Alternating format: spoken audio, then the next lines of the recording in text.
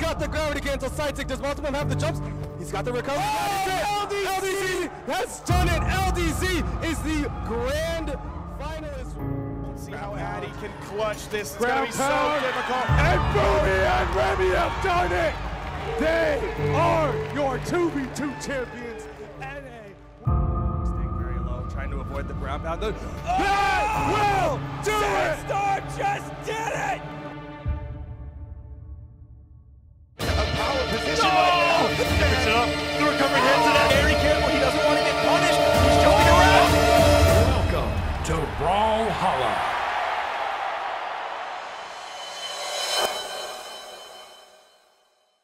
Every game has a story.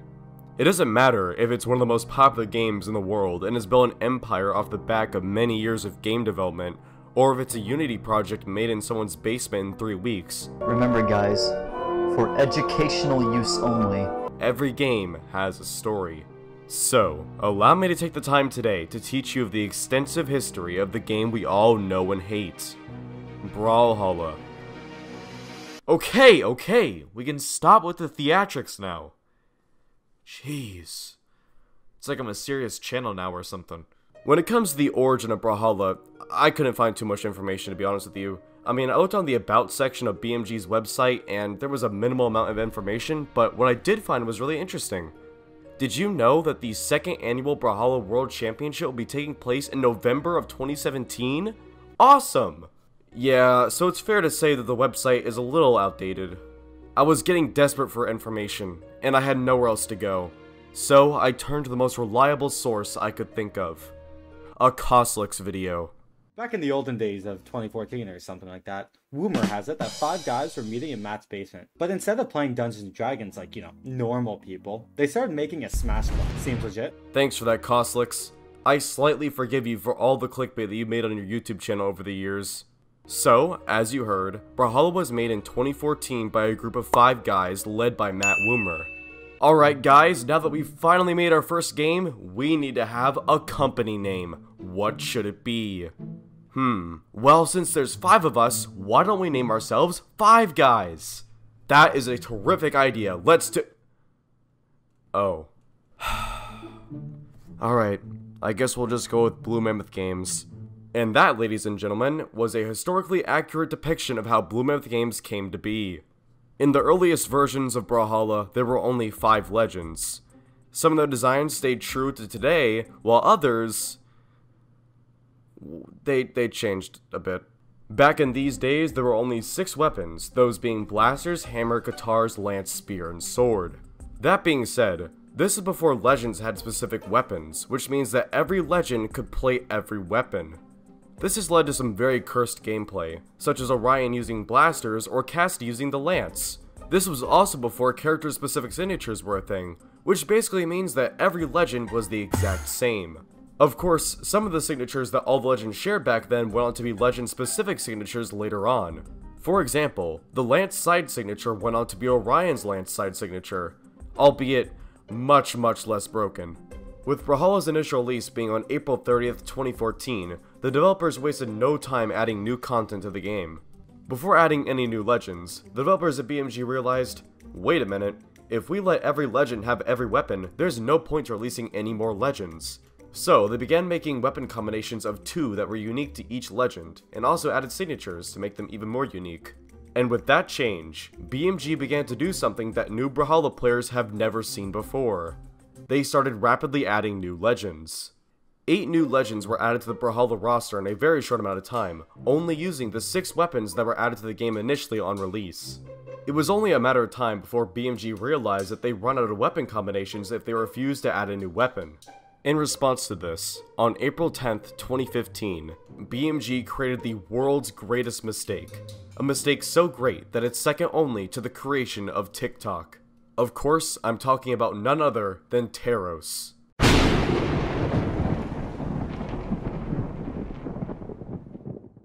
Taros' weapon combination was hammer and the new weapon, axe.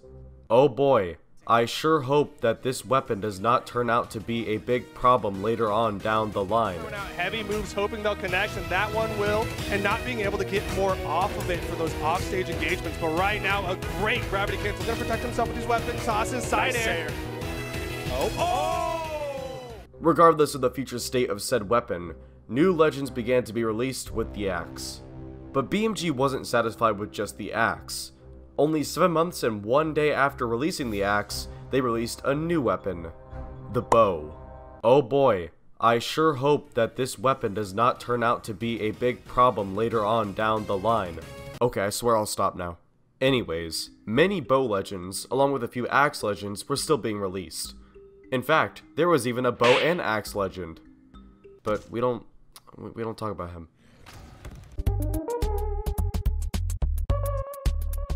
It's important to emphasize that around this time, a real community started to spring up out of Brawlhalla. Among the growing community, a select few members were a notch above the rest when it came to skill. Players such as Dobrin, LDZ, and Egg Soup all rose to the top quickly due to their immense skill in the game. While there wasn't actually a pro scene in Brawlhalla yet, these were definitely your quote-unquote pro players. And as for Brawlhalla content creation around this time goes, there wasn't much of that either. But all of that was about to change, as only a few months after Bow was released, a certain YouTuber made his first Brawlhalla video. Schwerpy.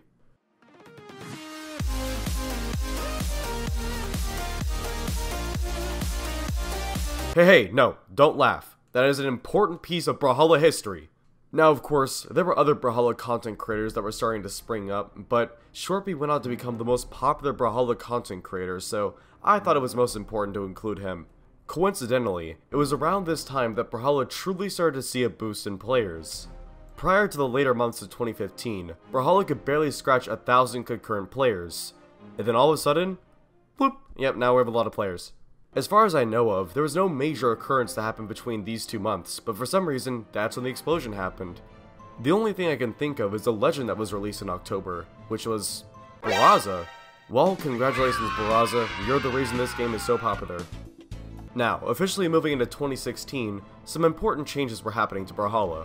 For example, on March 23rd of 2016, the first official ranked season started.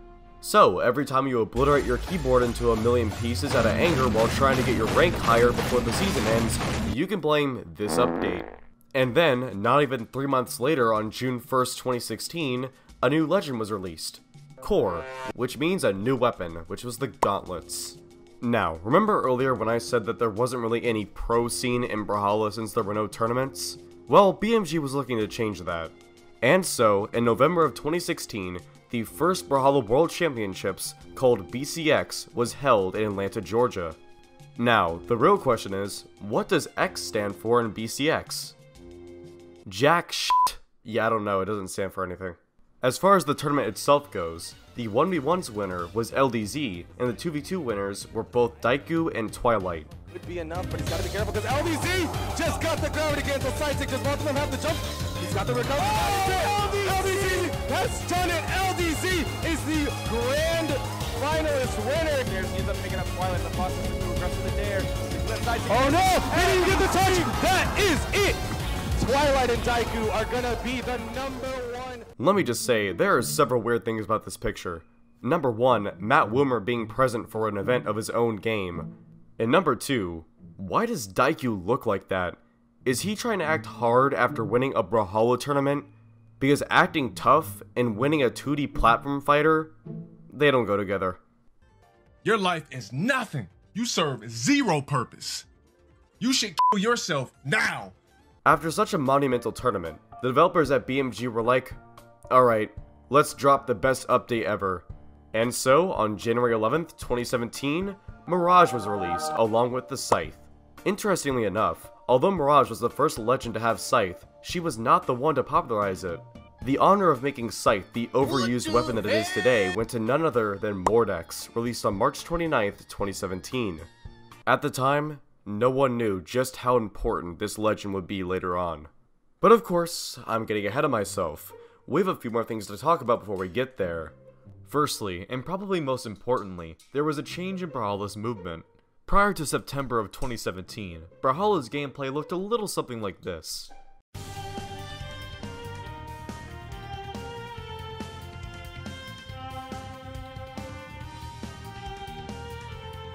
As you can see, not the most exciting.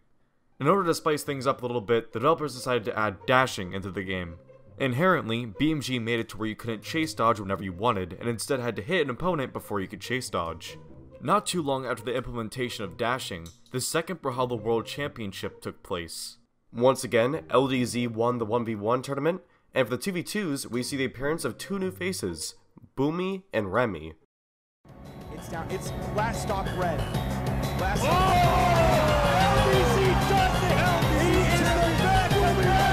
recovery. I don't see how Addy can clutch this. It's going to be so difficult. And Boomy and Remy have done it! They are your 2v2 champions! Now, I feel it is important that I mention that by this point, BCX was not the only tournaments that Brawlhalla was hosting. There was also all the seasonal championships and the mid-seasons. However, if I took the time to recognize every single winner of every single tournament, we'd be here all day. Anyways, we've now moved into 2018, where Brawlhalla's player count is steadily rising, the community is growing, and the game itself is looking better than ever. Unbeknownst to anyone in the community, a certain player just began to play the game. And this player, nicknamed Sandstorm, was beginning to master the game. Yes! Let's go! Wait, what? No, wrong game! I was talking about Brawlhalla. This is a Brawlhalla video, not Geometry Dash. As I was trying to say, this newcomer, Sandstorm, was about to bring some significant changes to the community. In fact, I'd argue that this player brought about an entirely new era to Brawlhalla. It'd be pretty funny if I cut the video here and made it 2 parts, because I just said that there was like a new era, so it'd be a good dramatic 2-parter, like a cliffhanger kinda.